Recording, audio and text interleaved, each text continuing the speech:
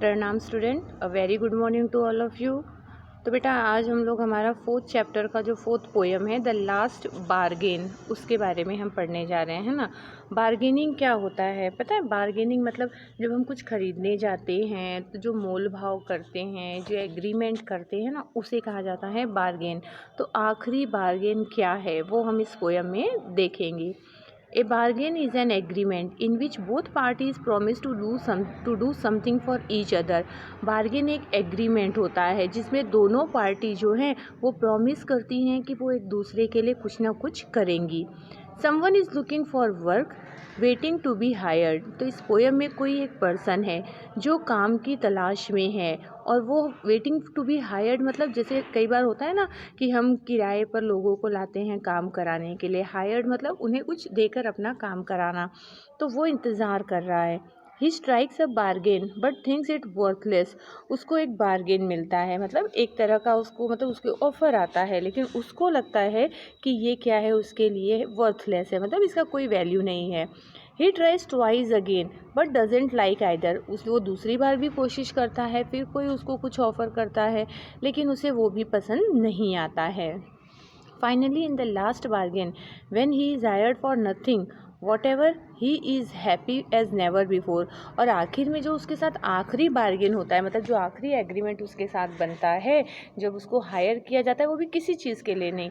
पहली बार हायर करता है तो उसको वो वर्थलेस लगता है, सेकेंड टाइम हायर करता है तो उसको वो पसंद नहीं आता है, लेकिन जब वो आखिरी बार्गेनिंग होती है तो उसमें बिना किसी मतलब कीमत के, बिना किसी मतलब चीज़ के वो तैयार हो जाता है। क्यों? लेकिन वो पहले से ज़्यादा खुश था इसमें। What is the bargain and why is it the best.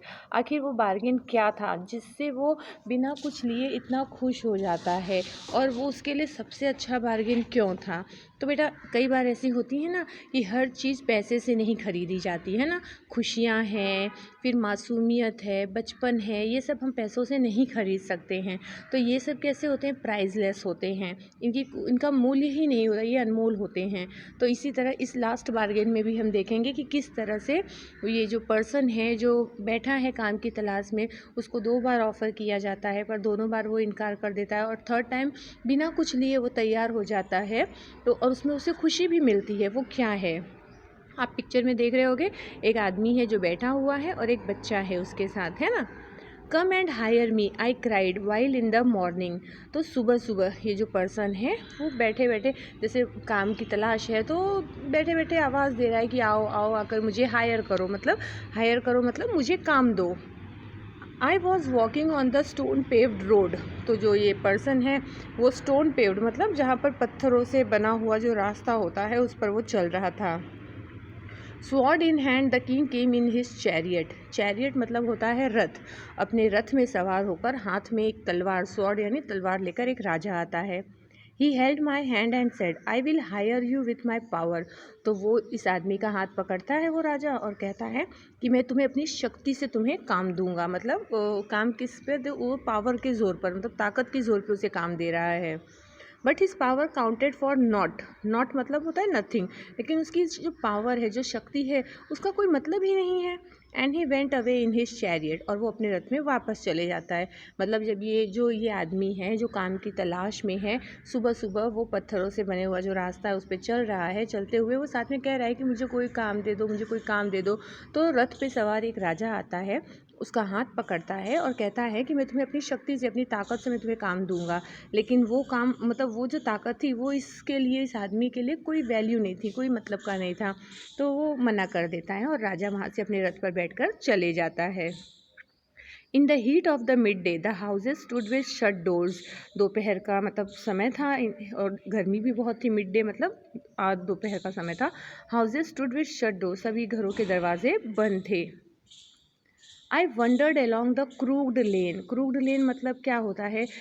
मुड़ा हुआ, जो डाइवर्जिंग जो रोड होते हैं, रास्ते होते हैं, तो मुड़े हुए रास्ते पर ये जा रहा था। An old man came out with his bag of gold. तो एक बूढ़ा आदमी एक गोल्ड की बैग, मतलब एक थैली लिया था, एक बैग लिया था जिसमें सोना भरा हुआ था। तो वो थैला लेकर एक बूढ़ा आदमी आता है। He pondered and said I will hire you with my money. Ponder मतलब क्या होता है? धीरे धीरे बोलना। तो वो धीरे से बोलता है कि मैं तुम्हें अपने पैसों से काम दूंगा। He weighed his coin one by one but I turned away. तो वो अपने सिक्के को एक एक करके तौलता है, लेकिन जो ये आदमी था जिसको काम की तलाश थी वो वहाँ से चले जाता है, क्योंकि उसके लिए पैसा मायने नहीं रखता है। तो वहाँ पे पैसा तो बहुत था उस बूढ़े आदमी के पास, और वो कहता है, पैसा उसे दिखाकर उसे वेट करता है, बताता है, लेकिन जो पर्सन जिसको काम की तलाश थी उसके लिए मतलब वो उस काम में इंटरेस्ट नहीं था, उसमें मज़ा नहीं था, तो वो मतलब वहाँ से चले जाता है। इट वॉज इवनिंग, अब तब तक शाम हो चुकी थी। The garden hedge was all a flower. तो हेज मतलब क्या होता है, जो बॉर्डर होता है, तो बगीचे का जो बॉर्डर था वहाँ पर क्या था, जो फूलों से पूरा भरा हुआ था। The fair made came out and said I will hire you with a smile. तो एक सुंदर सी जो मेड मतलब काम करने वाली थी, वो बाहर आती है और कहती है कि मैं तुम्हें अपनी मुस्कुराहट से काम दूंगी। Her smile पेल्ड and melted into tears and she went back alone in the dark. लेकिन उसकी जो मुस्कुराहट थी वो धीरे धीरे क्या हो गई, कम हो गई, और उसकी आंखों से आंसू आने लगे और वो वापस अंधेरे में चली गई। मतलब उसकी हंसी भी सोचो ज़्यादा समय तक नहीं रह सकी। तो सुबह में कौन मिला था, वो सुबह से निकला था वो आदमी काम की तलाश में। सुबह उसे कौन मिला, सुबह एक राजा मिला जो अपनी पावर से काम दे रहा था, लेकिन उसको उसे नहीं पसंद आया। फिर दोपहर होने तक उसे एक बूढ़ा आदमी गोल्ड बैग के साथ मिला, तो वो उसे अपने पैसों से काम देना चाहा, लेकिन उसे वो भी नहीं पसंद आया। शाम होते होते उसे एक फेयर मेड मिली जो उसे अपनी मुस्कुराहट से काम देना चाहती थी, लेकिन आखिर में उसने उसे भी मना कर दिया और उसके आंखों में आंसू आ गए, वो भी चली गई। The sun glistened on the sand and the sea waves broke waywardly. तो धीरे धीरे क्या हुआ कि सूरज जो है वो मतलब अपनी रोशनी जो है वो दिखाने लगा, चमकने लगा, किस पे, रेत पर। सैंड मतलब रेत पर। और समुद्र की लहरें जो हैं वो बहुत ही तेज़ी से आगे बढ़ने लगी। A child sat playing with shell. Shell क्या होता है, देखो समुद्र के किनारे, नदी के किनारे जो शंख वगैरह मिलती है ना, उसे शेल कहा गया है। एक बच्चा जो है वो शेल के साथ खेल रहा था। He raised his head and seemed to know me and said। तो बच्चा अपना सिर उठाता है और लगता है जैसे वो इसे जान रहा हो, पहचानता हो, और वो कहता है, I hire you with nothing. मैं तो तुम्हें काम दूंगा लेकिन मेरे पास कुछ नहीं है। From hence forward that bargain struck in child's play made me a free man. और उसके बाद से वो जो बार्गेन था वो उस बच्चे के दिमाग में इस तरह से, बच्चे ने उसे किस लिए बार्गेन किया था, उसको क्या काम दिया था, उसके साथ खेलने का। और वो खेलना उसके साथ, वो आदमी जिसको काम की तलाश थी वो कैसा बन गया, फ्री मैन। मतलब जो बिना किसी मूल के, बिना किसी कीमत के काम के लिए तैयार हो गया था। और वो काम क्या था, उस बच्चे के साथ खेलना। तो बेटा रविन्द्रनाथ टैगोर की ये पोएम है, बहुत ही बढ़िया पोएम है, द लास्ट बार्गेन।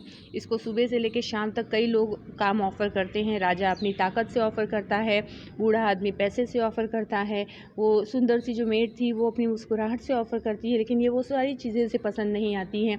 इसे पसंद क्या आता है, उस बच्चे की मासूमियत, उसकी हंसी, उसकी खुशियाँ। उसको लगता है कि मतलब ये काम कैसा है जिसमें उस पर कोई दबाव नहीं है, वो आज़ादी से ये काम कर सकता है, और वो तैयार हो जाता है उस बच्चे के साथ खेलने के लिए। तो ये हमारी पोएम थी रविन्द्रनाथ टैगोर की। ओके, तो बेटा यूनिट टेस्ट जो आपका सितंबर में आएगा, इसमें मैं आपका 3rd और 4th चैप्टर ले रही हूँ। 3rd और 4th चैप्टर का आपको लेसन और पोएम दोनों करनी है, और हमेशा की तरह जैसे इसके पहले आपने 1st 2nd यूनिट टेस्ट दिया था, सेम पेपर पैटर्न आएगा, ठीक है, ऑब्जेक्टिव्स ही आएंगे। So all the best, prepare करते रहना। ओके, प्रणाम।